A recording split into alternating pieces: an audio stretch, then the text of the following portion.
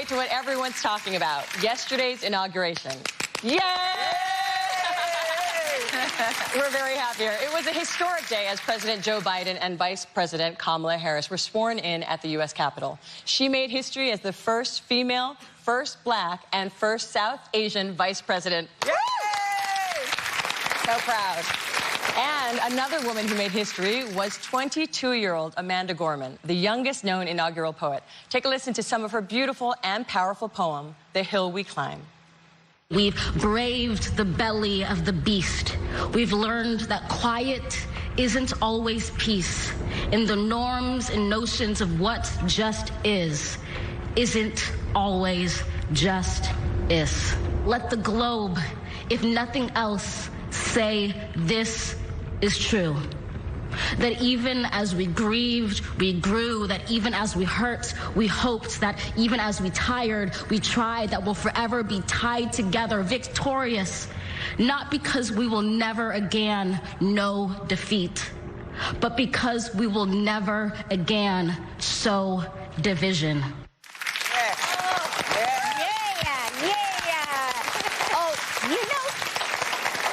You see certain people through your lives that just have it.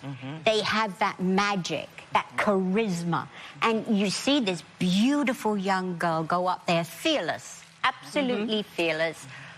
She has an incredible gift.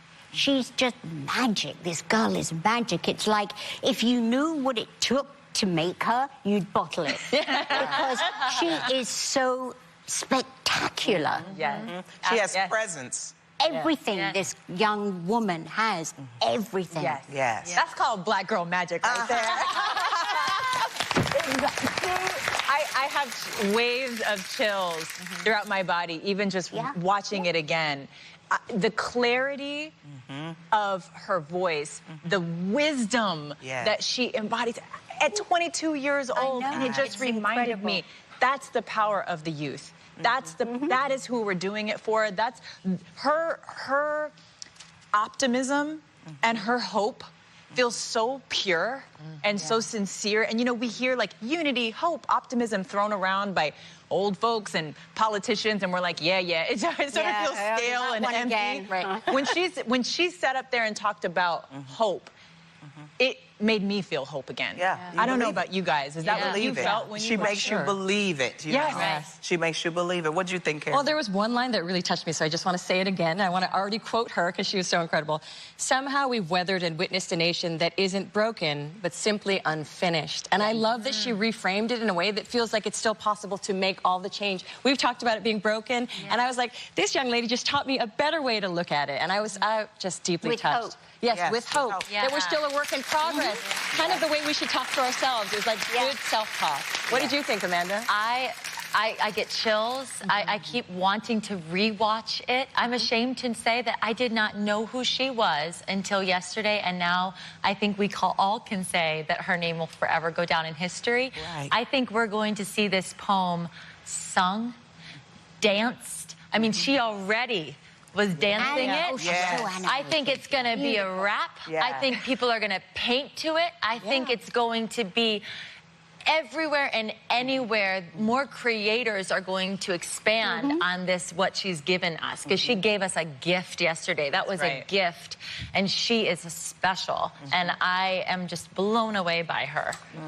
She stole the show. She stole the show. She was like sunshine. Because she is magic.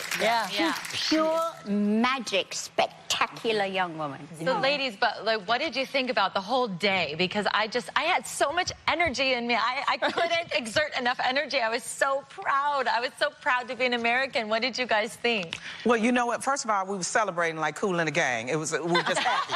We was happy. As soon as, and only right to me, as soon as the one person started packing and getting all his stuff together, and the helicopter picked him up and took him out, everybody was like relieved. You know, it was like that song in The Wiz, feeling a brand new day, and you felt faith, and you felt hope, and you saw courage. It's courage. You have to have courage to say, I was wrong, and what I believed was wrong, and who I believed in was wrong. Now we have a leader that we want to believe in. I love the fact that President Biden wanted to unify everybody. And then Vice President Kamala Harris, I love the fact that both of them, they partied a little bit and then they went to work. Yeah. Did you see that? They went right in, she went right into the Senate, swore in those senators, and he went in and signed the bills. It's good to see that. But what I really loved was Mitch McConnell and President Barack Obama fist bumping each other. And I thought that that was great to really, really see, because everybody's gonna have to dig deep in their soul and go, hey, I did some things that weren't great for the nation, and we're gonna have to come together because we can be a better country than what we are right now. I have to just admit, I missed the whole thing. What? No! Yeah, I know, I'm so embarrassed. I planned a little watch party with Fabian because I'm like, oh, I can't wait for this moment. But I got the time wrong, so we missed the whole thing. He's like, honey, I think I just watched the whole inauguration. And I'm like, oh my God. So I watched it in bits and pieces, but I'm so bummed I didn't get to see the full flow because I know it was an incredible show. I know you guys, I'm so embarrassed. No. All right. A lot of people didn't know when it was. Yeah, it was early. I was like, is it over? Where's the rest of the performances? And then I heard this morning that John Legend performed. I was like, when did that happen? Later on in the evening. Yes. Springsteen, John Legend. Did you catch all that? Yeah, and Katy Perry. Well, Katy Carrie Perry Ann, you and I, we can have a Zoom rewatch later. But I feel you, because I almost missed it because I got up at 3 a.m. just out of sleep, so excited. Couldn't go back to sleep, and then by the time it started, I was dozing. I don't know if you saw that clip of President Clinton dozing off, but I was like, I feel him. He was probably on a long flight, you know, but I made it through. I did make it through. Okay, so inauguration fashion was on point yesterday in D.C., where American designers took center stage. President Biden wore Ralph Lauren, as did the second gentleman, Doug Emhoff. First Lady Jill Biden chose a monochrome blue dress by Mark Carrion. Vice President Kamala Harris stunned in a bold purple jacket and dress by Christopher John Rogers. Former First Lady Michelle Obama wore a plum-colored suit by Sergio Hudson, while former Secretary of State Hillary Clinton sported a purple Ralph Lauren pantsuit. What did you think, Elaine? Well, I love that you said second gentleman, first of all. Yeah. I mean, I just like that term.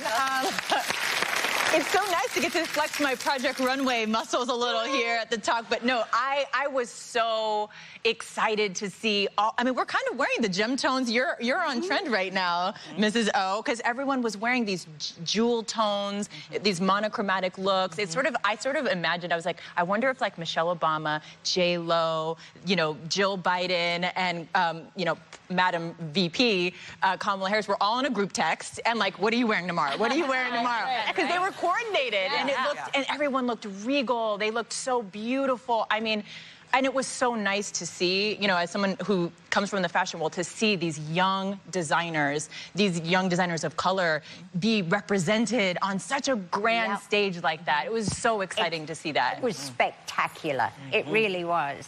I thought J-Lo in the white was stunning. So good. Did you guys notice how if you take all of them and put them together, all of the women, it creates a beautiful rainbow? Wow. It's amazing. And it is, you know, I think you're watching it. It's a subliminal message of hope, of faith, of change, which is what a rainbow is. That is a symbol of a rainbow. And it is so beautiful. All those gemstones put together. It is literally a rainbow. I love that. Well, I thought Vice President Kamala Harris's stepdaughter, it was her name, Emily. Little beauty. Emily, she wearing the tweed with the little sparkly, and what's her name, Ella Emhoff. I thought she looked amazing. And I heard that purple, everybody was wearing purple or versions of purple because purple is a unity color, and it was an homage to Shirley Chisholm. And so that was fantastic. But I'm going to tell you who we can't forget. We can't forget Senator Bernie Sanders, who stole the show and became an online in his sensible parka and multicolored mittens. The Bernie Sanders memes were hilarious, like Bernie on the subway, Bernie in Forrest Gump, Bernie in Game of Thrones, and Bernie with Cardi B. Yay, Bernie! Welcome back to The Talk. Now, golf star Justin Thomas is facing backlash and consequences after he used an anti-gay slur in the middle of a tournament. It was all caught on live camera. Take a look. As he tried to putt aggressively through it. Ouch. Well, Now, when the tournament ended, Justin apologized. Take a look. It's inexcusable. First off, I just apologize. I mean, there's no excuse. I'm an adult. I'm a grown man. There's absolutely no reason for me to say anything like that. It's terrible. I mean, I'm extremely embarrassed. It's not who I am. It's not the kind of person that I am or anything that I do. But it's unfortunately I did it, and I have to own up to it, and I'm very apologetic. However, that wasn't enough for many of his sponsors, including Ralph Lauren. The company cut ties with Justin, and in a new interview, he says he's upset that he's lost his sponsors, and he wished that they would have stood with him while he was working to make amends. He says he intends to enroll in a training program to help him become a better person. What do you ladies think? Yeah, well, you know, I was watching this, and I was like, the way he said it, like he either has Tourette's, and that's when people say things they don't mean, or it's a word he uses in real life, because you wouldn't make that exclamation that way unless you're actually using it in your life. So, you know, we all know that when you sign an endorsement deal, there's a morals clause, and it prohibits you from doing certain behaviors, even in your private life. Now, that was public. So I think it's okay for them to end his contract. I think what's great is he's young. He has a lot of opportunity to learn. This is a great learning moment for him. He's so young. He has a lot of time to learn and become better. And I think that's what's great here. And if Ralph Lauren wants to reconnect with him after he's done his rehabilitation, let's say, that would be great. What do you think? You're making funny faces at him. Yeah, I mean, he's in the world of business, and that's business. And they can't have somebody like him representing them. And what is this program you enroll in to be a better person? Right. I've never heard of it, but I'd like to go. I'll go with you, love. I'll take care of you. It's like, oh, dear. But listen, when you're in a situation like that, I would have used the F word or the S word. I wouldn't use that, and I wouldn't say... What? It's like saying, oh... Well, you chose an example. I was like, it's an example. Whoa. That's an example. Yeah. Wait a minute. Right. You... Awkward moment. I get you. I totally get your point. But you know what I'm saying? I get your point. You don't use that term for that situation. And it's not connected to anything. No, but it's golf... irrelevant to what you've just done. Right. You go... And that word that I love to use, but and you... Obviously, but here's my problem with it. Golf is so quiet. Did you think no one would hear you say that word? And I remember being overseas when I first got in the military. I was in Europe, and part of the word was used for a cigarette. That's right. And someone kept asking me for a cigarette using that word. Yeah. And when I was coming up, a cigarette was a square. You know, you ask somebody for a square. I'm sorry, I'm pointing at the cameraman and the stage managers, all in my age range. But he's 27. With the world being as it is, you should know better that you don't use anything like that if you have made a mistake. You know what I'm saying? There's too much discussion out here for him to have it. And I guess he was with Ralph Lauren since 2013. They re-signed him in 2018. The deal was supposed to go to 2021. I don't know.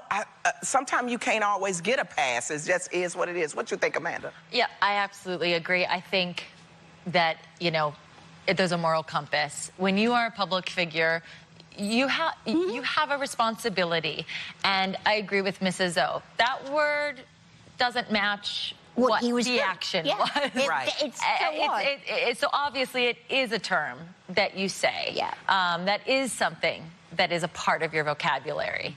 I like that he apologized. Right. I like that he wants to go to this rehabilitation center. The better person school? I think that is all of the right steps. And hopefully Ralph Lauren will come back when he is a better feels person. like he has good grades from this school. Hey, graduated from the good person school. That would be great. That would be good. Diploma. And Mrs. O will save you a seat there. Today is National Hugging Day, which will look a little bit different this year. The NBA will be discouraging hugs between opposing team members, something fans have become used to seeing after games. But if you're a hugger and you can do it safely, then today is your day. I don't know about you guys, but I'm the biggest hugger. I love a good hug. It is so hard when I see my people after a long time during this COVID period to not be able to just cobble them. So I came up with my COVID hug. It's COVID approved. Are you down to try it? Yes, okay, sit up. So if I see somebody I love and I'm like, I go, turn around. And we rub back together and we go, and it just gets it out.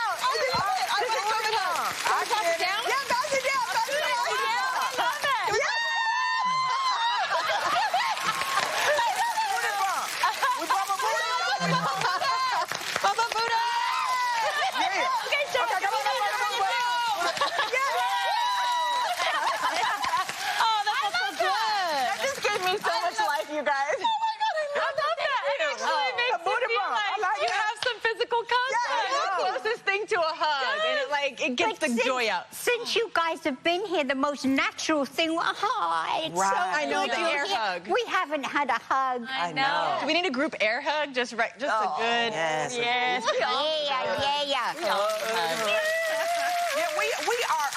We are huggers in this show. Between all of the cameramen, everybody, the production, we are all genuinely happy to see each other when we see each other. And it's really hard right now. But everybody's got to remember that COVID is every day. It might be National Hugging Day today, but COVID is every day. Be safe and be careful. Yeah, be safe. All right. Borrow our hug.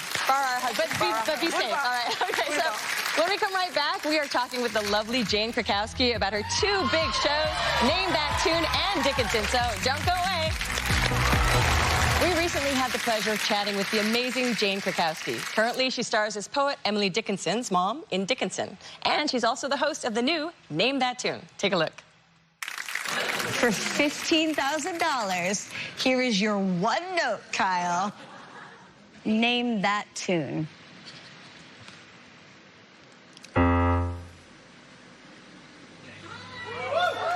Theme from the Addams Family. The theme from the Addams Family is correct.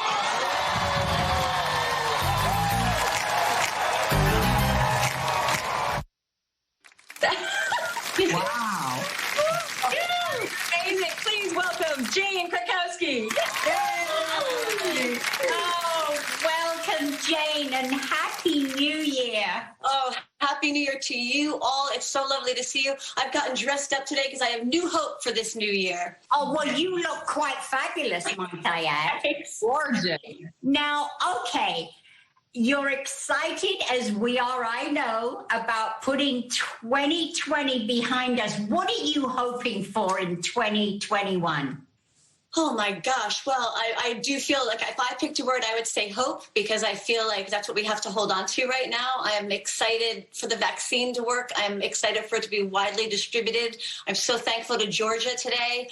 And I hope that I just look forward to that we can move forward in whatever our new world is going to be, but in a healthy way, and that we can move beyond this pandemic and learn from it and be ready for if any new ones come, because I'm not sure this is the last one we're going to experience, unfortunately. Yeah. But I'm hopeful that that's the last one we're going to have to go through. I can't wait to see you back on the Broadway stage. Nick and I saw you in She Loves Me, and I don't think I've ever laughed as hard as seeing you in that show. What are your hopes for the Broadway season and when it'll come back?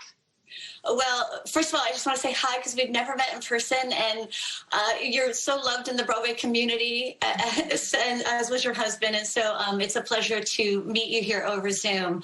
I also want to know if you're still doing your classes, because I've been dying to take your class for so long. Oh, I am every Saturday, starting next week. I'm going to sign on. I may be embarrassing at it, but I'm going to try my best. I live in New York City. I've gone through the whole pandemic and in New York City through the whole thing. And I just feel like Broadway is such a large part of the heartbeat of New York City. And so my hopes are that Broadway will come back very soon. And I am very hopeful for it, because it's not if, it's when. And that's the good news, because that's where we're at this point. And so I just can't wait for it to come back. And I hope to be in a new show, and if not, I hope to at least be one of the very early audience members cheering all my friends on, because I'd like to reassure confidence in the audience audiences and tourists and everybody wants to come back, that they can come back and it'll be a safe situation for them to watch a live show again. It's one of the reasons I was very drawn to Name That Tune, because I was excited to work in front of a live audience again. Oh, well, we can't wait for Broadway to come back as well. Can't wait to see you in something on Broadway. Now, Jane, you've had so much success on stage and screen. I want to know, what was it like for you when you first began to experience fame? Oh, my goodness. Well, I guess the first time I sort of experienced people recognizing me and stuff was when I was on Ally McBeal all those years ago on Fox. And I think it may have gone to my head a little bit too quickly. The most embarrassing of the situations was I was actually visiting my parents at the time in New Jersey, and I borrowed their car a lot. I didn't have a car at the time, and I'd want to drive into the city to go see a show or something. So I was driving their car in, and Ally McBeal had just become known, and all of us had kind of just become known. And I get to the Lincoln Tunnel, and the toll booth lady just like waves me through, and I'm thinking, oh my gosh, when you're famous, you don't have to pay for tolls. This is insane. I am loving this fame thing. So I call my mom immediately and I'm like, Mom, you won't believe it. They let me go through and by the way, I went through the Lincoln Tunnel my whole life commuting into New York. So to go through for free to me was like a big deal. I was like, they let me go through free. Isn't this fame thing insane? And she's like, you are such a jerk, Jane. I got easy pass.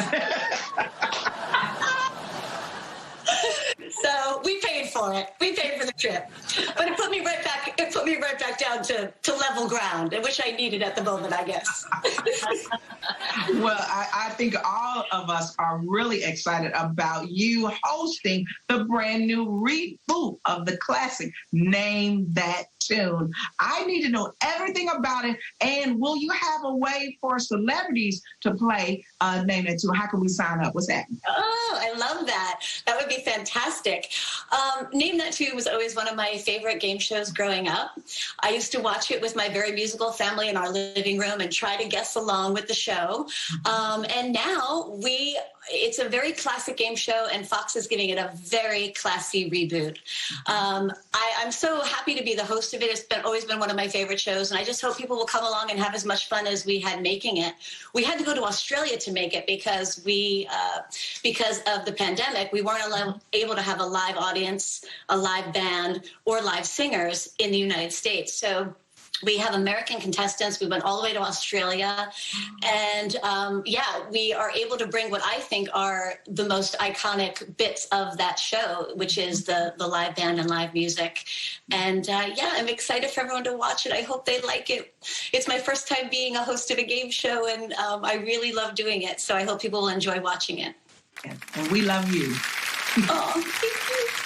One aspect of the show that we hear is getting an upgrade is the fashion. And I just have to say, first of all, your Zoom fashion right now is so next level. I'm coming from you. That means the world to me. I'm a big, big fan.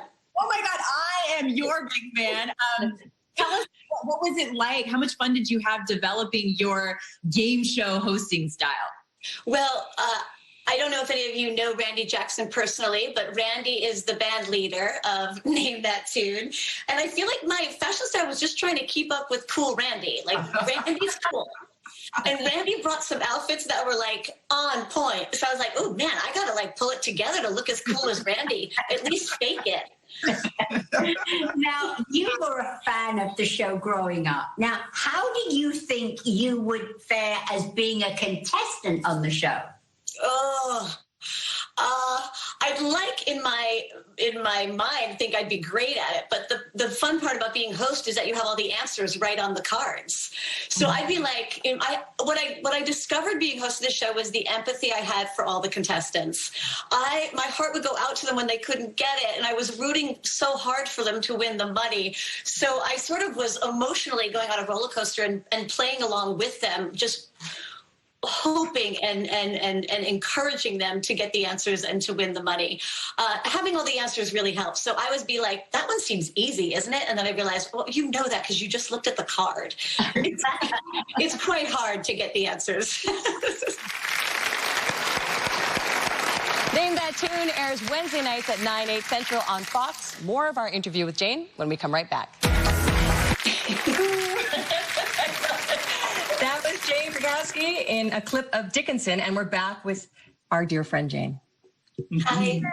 So, Jane, you say this series is not your mum's Emily Dickinson, but what makes it so unique? Well, I was so drawn to the project because it takes the world of Emily Dickinson, her life and times, and obviously her poetry, and sort of puts it through a funhouse mirror that reflects to what young people are going through today. It is all very strict in its design, in its look, in its costumes and corsets, and yet it's all has a score of very modern day, contemporary music.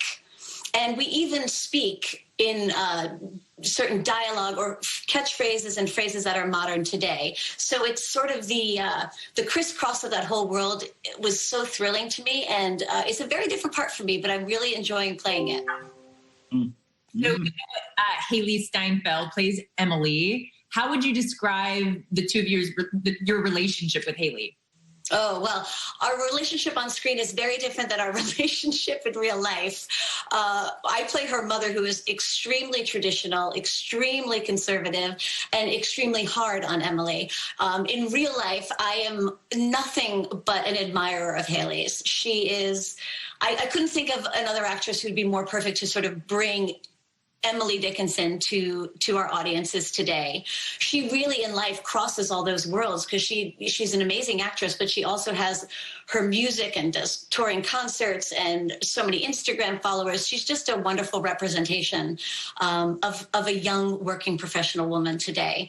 And what's been really nice is the growth that our characters have had this season has given us a lot more opportunity to do more and more scenes together, which I love and I hope only continues into season 3.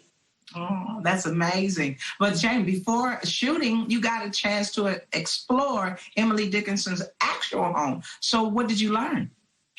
Oh, well, it was more of the hilarious road trip that it was to get to Emily Dickinson's home. But a few days before filming, Toby Huss, who plays Mr. Dickinson, and I decided to drive up together. And you really sort of learn a person's idiosyncrasies and personality when you're driving 4 hours each way to take a road trip that long. We really bonded. But what was interesting when we finally got there was that these were the real houses that they lived in, and there's no way not to feel immersed in the character when you are actually in their living room, their bedroom, in Mrs. D's case, their kitchen. And so it was a great growth experience for us in the roles, but also a hilarious road trip. The Dickinsons are a very quirky family, and I hope we explore that more in season 3 because they never left home. They all stayed in the same home for all of their lives. And one of the sons moves out when he gets married, but he literally moves 200 yards across the lawn, maybe even less than that. So they were a tightly knit family. Well, it looks amazing, and we can't wait. Jane Krakowski, thank you for stopping by today, and you look amazing. I hope you go out and have some fun tonight in that cute little outfit or just around the house. A little party in the living room after this. Thank you again for being with us today. It's great to see you. Great to see you, too. Season 2 of Dickinson is currently available on Apple TV+, and we'll be right back. It's a new year, time to turn the page on bad habits and recommit to our health. That's why today we've teamed up with Metamucil because they want people to feel lighter and more energetic by taking the Metamucil 2-week challenge.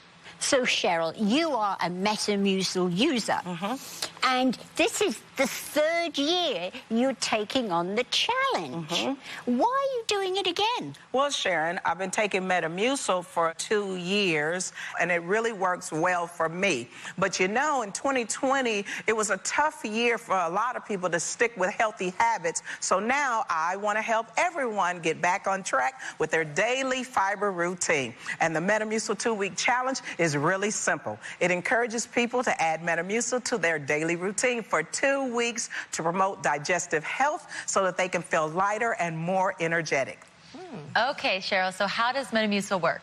Metamucil is a special kind of fiber. It gels in your digestive system, so it traps and removes waste as it moves through, so you feel lighter. And with continued daily use, it also promotes healthy blood sugar levels and helps lower cholesterol. All right, so Cheryl, today was day 1. How's it going so far? Well, it's going great. It's going great. I added Metamucil to my water this morning, and people always ask me, Cheryl, do you really like the taste? And yes, I do. I really love the orange. It's my favorite, and it's smooth and not gritty. That sounds good. Okay, well, Cheryl, we know that you have become the expert on all things fiber these past few years, but to boost our knowledge, we'd love for you to help us with a game that we're calling Fiber Fact or Fiber Fake.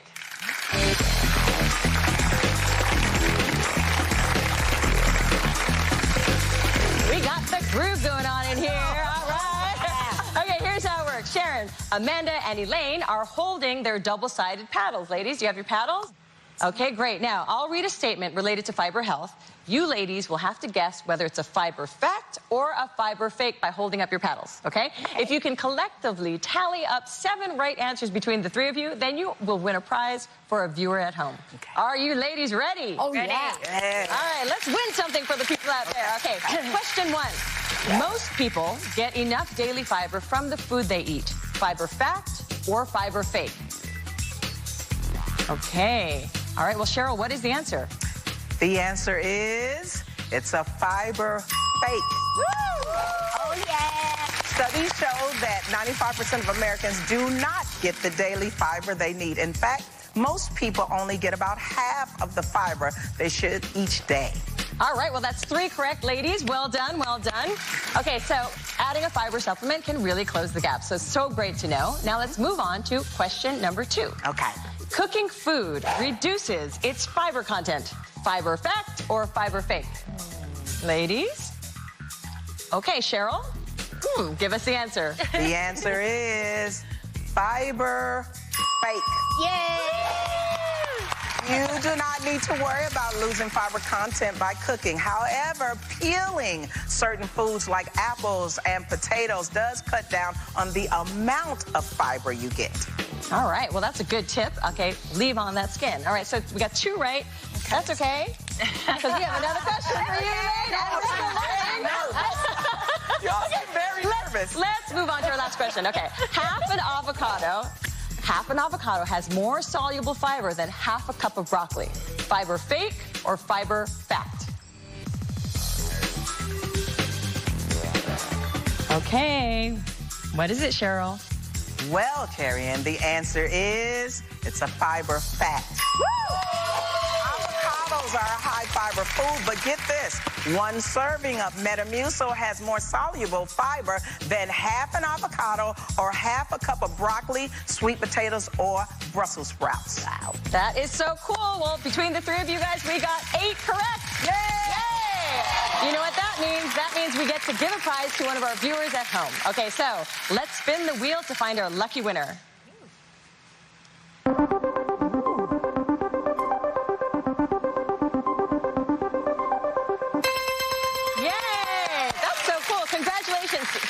Having real conversation. In times of uncertainty, I think we all need something greater than ourselves. Comedy is sexy. When you can make me laugh, oh my gosh.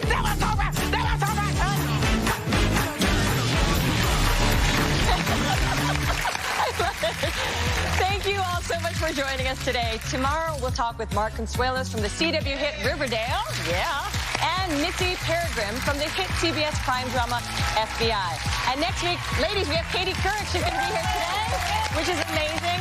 So much fun today. How did you guys feel today? Good? Good. It was fun, right? It's always fun. Yeah. We love you for tuning in. Tune in tomorrow to see what we're talking about right here. Ladies, where?